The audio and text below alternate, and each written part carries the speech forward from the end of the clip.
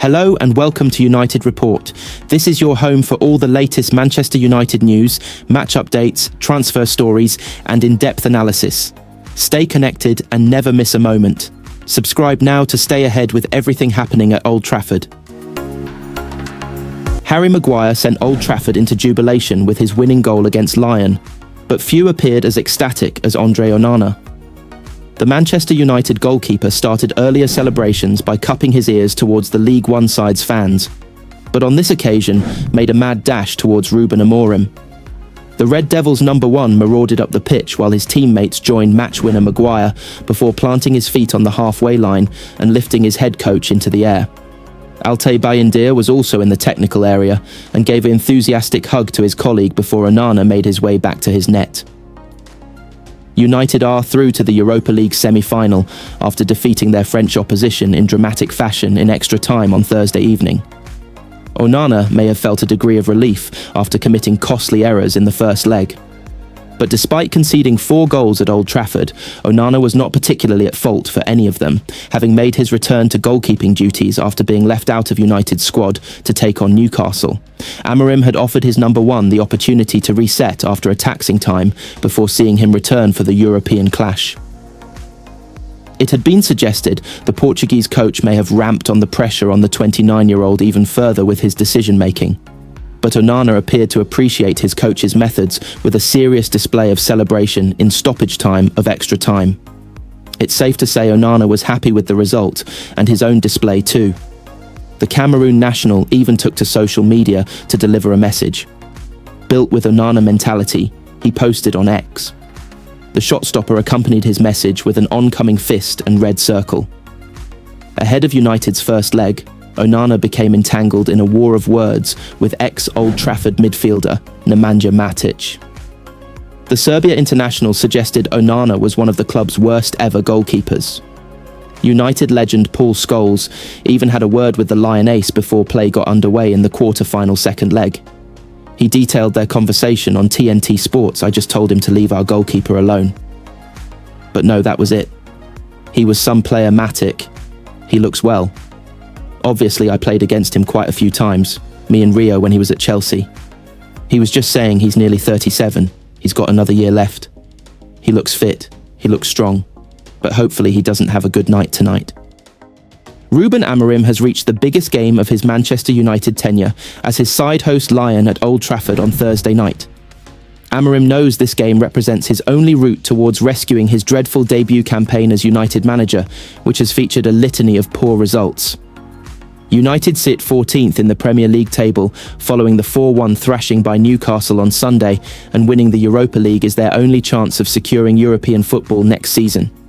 Before they can even consider that possibility, they must get past Lyon, who arrive in Manchester with the tie level at 2-2 after last week's first leg. That game was defined by Andre Onana errors, with the United goalkeeper at fault for both of the French side's goals, including Ryan Cherki's 95th minute equaliser. Onana was dropped for the Newcastle game, with Amorim deciding to take him out of the firing line and hand a Premier League debut to Bayindir. But that move had no effect, with Bayindir dropping a clanger of his own at St James's Park to ensure Amorim only had one choice for this crucial game. He confirmed on Wednesday that Onana will be back between posts with a chance of redemption. I have the conversation with my coaches, but it is my decision in the end, Amorim said. I think Andre deserves to return to the competition. He will hope that the Cameroon international can redeem himself, or at the very least, not make any more big mistakes. As they have been all season, Amorim's options in defence are limited by injuries, with Lisandro Martinez, Matthijs de Ligt and Aiden Heaven unavailable. Johnny Evans has returned to training, but also won't feature against Lyon, leaving Lenny Yoro, Harry Maguire and Noussair Mazraoui as the back three. A lot of emphasis will be placed on wing-backs Diogo Dalot and Patrick Dorgu to support attacks, with a defensively minded midfield pairing of Manuel Ugarte and Casemiro likely to start. United have kept just 2 clean sheets in their last 14 games across all competitions, so the duo will have to protect the shaky backline. As ever, Bruno Fernandes will captain the side, playing as one of the 2 number 10s alongside Alejandro Garnacho. The Argentina winger scored United's only goal against Newcastle on the weekend and will be tasked with stretching the Lion defence. Up front, it will be Rasmus Højlund after Joshua Zirkzee limped out of the Newcastle match with a hamstring injury. Amorim confirmed yesterday that he will miss the remainder of the season. Joshua is out for the season, Amorim told reporters. He is not going to play anymore this season. We must prepare him for next season. It is hard for any player to stop, but it's football. He has to be ready to recover. Manchester United have been urged to sign Ipswich striker Liam Delap and 2 midfielders this summer as Ruben Amorim looks to revamp his squad. United have endured a woeful campaign so far, with the club languishing 14th in the Premier League.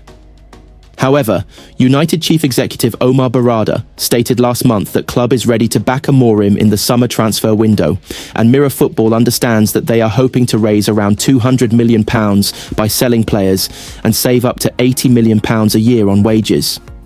And former United defender Paul Parker, who won 2 league titles during his time at Old Trafford, believes that money should be spent on 3 players who will help get the best out of club captain Bruno Fernandes.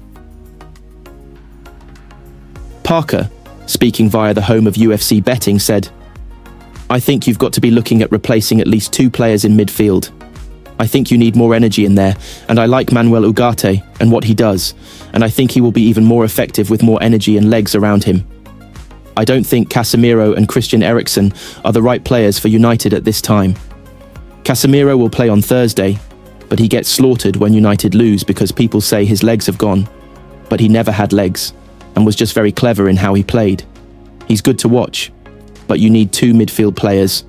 More legs from 2 attacking midfield players. As good as what Bruno plays when United are chasing, he's not that ideal person because of his discipline problems when he has the ball. United have also been heavily linked with a move for Ipswich's Delap, who has netted 12 league goals this season in a side that looks set to be relegated. Delap reportedly has a £30 million release clause if Ipswich go down, and Parker believes he would be an excellent addition. I would look at a hungry centre forward, and I would take Liam Delap all day long, Parker added. All day long you'd take him. I love his work ethic, the fact that he's never beaten. He's desperate to prove himself, and he's desperate to score goals. He wants to run past people, make unselfish runs, and turn the bad into the good. He reminds me of a young Mark Hughes, and not afraid to put himself about. Anything Mark Hughes trademark. However, United look set to face stiff competition for Delap's services, with the likes of Chelsea, Arsenal, Liverpool and Newcastle all credited with an interest in the 22-year-old Ipswich boss Kieran McKenna was recently quizzed on Delap's future and claimed it is certainly a possibility that the club could keep hold of him in the Championship. It's not something that's been discussed loads internally because everyone's focus, honestly, has been on Bournemouth, on Wolves, now on Chelsea, McKenna said. But if you ask me, is that a possibility? I think it's certainly a possibility. Liam's a young striker. He's developing really, really well at the football club. He's happy and he's improving every week and we're enjoying working with him. I'm sure there's lots of different possibilities. But Liam's an Ipswich player. He enjoys being an Ipswich player, and that's where his full focus is.